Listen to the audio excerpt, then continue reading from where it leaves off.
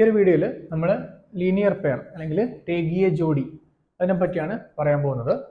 നോക്കുക, ഇവിടെ ഒരു ലൈൻ വരയ്ക്കുന്നു. ആ ലൈനിന്റെ പേര് എ ബി എന്നാണ്. എ ബി എന്നാണ് ഈ ഒരു ലൈനിന്റെ പേര്. ഈ ഒരു ലൈനിലേക്ക് വേറെ ഒരു രേഖ വന്നിട്ട് മുട്ടാണ്. ഇവിടെ സി എന്ന പോയിന്റിലാണ് ഈ ഒരു ലൈന് മുട്ടുന്നത്. ഈ ഒരു ലൈനിന്റെ പേര് സി ഡി എന്നാണ്. Okay, C D.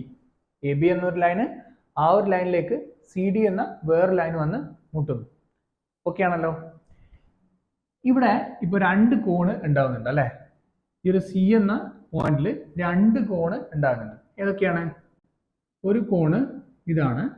ആ ഒരു കോണിന്റെ പേരെന്താണ്? കോൺ എ സി ഡി എന്നാണ്. എന്താണ്? എ സി ഡി എന്നാണ് ഈ ഒരു കോണിന്റെ പേര്, അല്ലെങ്കിൽ ഡി സി എ എന്നും പറയാം. കോൺ ഡി സി എ എന്നും ഈ ഒരു കോണിനെ വിളിക്കാം. ഏത് പോയിന്റിലാണോ കോൺ ഉണ്ടാകുന്നത് ആ പോയിന്റിനെ സൂചിപ്പിക്കുന്ന അക്ഷരം പേരിന്റെ നടുവിൽ വരണം. ഇവിടെ സിയിലാണ് കോൺ ഉണ്ടാകുന്നത്, അതുകൊണ്ട് സി പേരിന്റെ നടുവിൽ വരണം. ബാക്കി എയും ഡിയും തിരിച്ചു വന്നു കഴിഞ്ഞാൽ കുഴപ്പമില്ല. എ സി ഡി എന്നും പറയാം, ഡി സി എ എന്നും പറയാം. ഓക്കെ ആണല്ലോ. അപ്പോൾ ഇവിടെ ഉണ്ടായിരിക്കുന്ന ഒരു കോണാണ് ഇത്, കോൺ ഡി സി എ അല്ലെങ്കിൽ എ സി ഡി.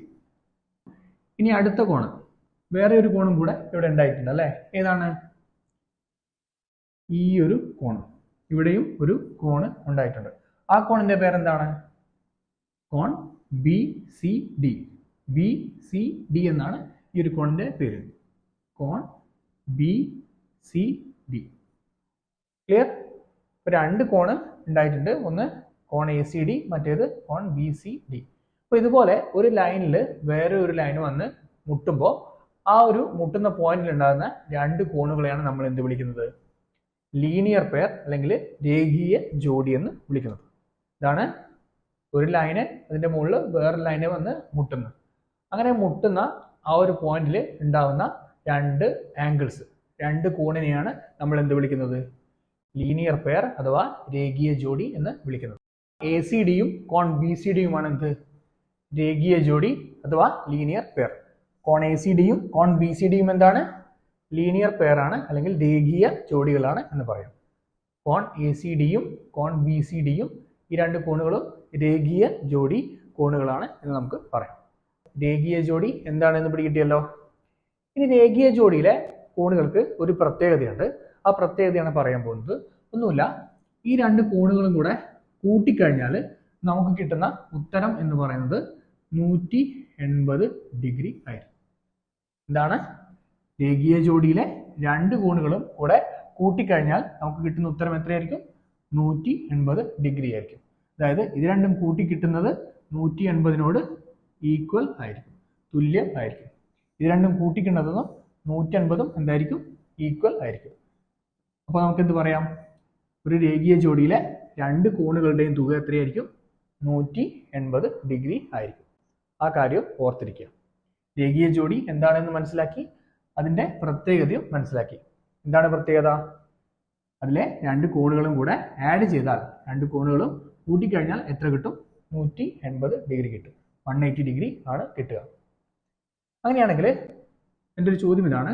ഇവിടെ കോൺ എ സി ഡി ഉണ്ടല്ലോ, ഇത് 60 ഡിഗ്രി ആണ്. ഈ ഒരു കോൺ എത്രയാണ്?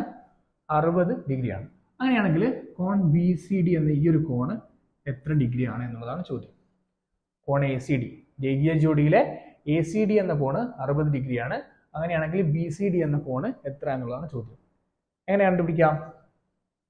നമുക്കറിയാം, കോൺ എ സി ഡിയും കോൺ ബി സി ഡിയും കൂടെ കൂട്ടിക്കഴിഞ്ഞാൽ 180 ഡിഗ്രിയാണ് അല്ലെ. കോൺ എ സി ഡി തന്നിട്ടുണ്ട്, എത്രയാണ് തന്നിട്ടുണ്ട്? 60 ഡിഗ്രിയാണ് എന്ന് തന്നിട്ടുണ്ട്. നമുക്ക് കോൺ എ സി ഡിക്ക് പകരം എന്ത് എഴുതാം? 60 ഡിഗ്രി എന്ന് എഴുതാം. 60 ഡിഗ്രി കൂട്ടണം കോൺ ബി സി ഡി അല്ലെ. കോൺ ബി സി ഡി 60 ഡിഗ്രിയോട് കോൺ ബി സി ഡി കൂട്ടിക്കഴിഞ്ഞാൽ എത്ര കിട്ടും? 180 ഡിഗ്രി കിട്ടും എന്നാണ് പറയുന്നത്. 60ന്റെ കൂടെ കോൺ ബി സി ഡിയും കൂടെ കൂട്ടിക്കഴിഞ്ഞാൽ എത്ര കിട്ടും? 180 കിട്ടും. അങ്ങനെയാണെങ്കിൽ ഇതിൽ നിന്ന് കോൺ ബി സി ഡി എങ്ങനെ കണ്ടുപിടിക്കാം? ബി സി ഡി സമം എങ്ങനെ കണ്ടുപിടിക്കാം? ബി സി ഡിയോട് 60 കൂട്ടിക്കഴിഞ്ഞാൽ 180 കിട്ടും. അങ്ങനെയാണെങ്കിൽ ബി സി ഡി കണ്ടുപിടിക്കാൻ എന്ത് ചെയ്താൽ മതി? ഈ ഒരു 180 നിന്ന് ഈ ഒരു 60 കുറച്ചാൽ മതി അല്ലേ. 180 കുറയ്ക്കണം 60 ചെയ്താൽ മതി. അതായത് കോൺ ബി സി ഡി സമം എത്രയായിരിക്കും? 180 നിന്ന് 60 കുറച്ച് കഴിഞ്ഞാൽ ഉത്തരം 120 ഡിഗ്രിയാണ് വരിക. കോൺ ബി സി ഡി എത്രയാണ്? 120 ഡിഗ്രിയാണ് ഉത്തരം. കോൺ ബി സി ഡി സമം 120 ഡിഗ്രി. മനസ്സിലായല്ലോ? എങ്ങനെയാണ് ചെയ്തതെന്ന് പിടികിട്ടിയല്ലോ? രേഖീയ ജോഡിയിലെ കോണുകളുടെ പ്രത്യേകത ഉപയോഗിച്ചുകൊണ്ടാണ്. ആ പ്രത്യേകത എന്ന് പറയുന്നത് ആ രണ്ട് കോണുകളുടെയും തുക. രണ്ട് കോണുകളും കൂടെ കൂട്ടിക്കഴിഞ്ഞാൽ എത്ര കിട്ടുക? 180 ഡിഗ്രി ആണ് കിട്ടുക. ഓക്കെ, മനസ്സിലായി എന്ന് വിചാരിക്കുന്നു. അങ്ങനെയാണെങ്കിൽ നമുക്ക് ഇതുപോലെ മറ്റൊരു ചോദ്യം ചെയ്ത് നോക്കാം.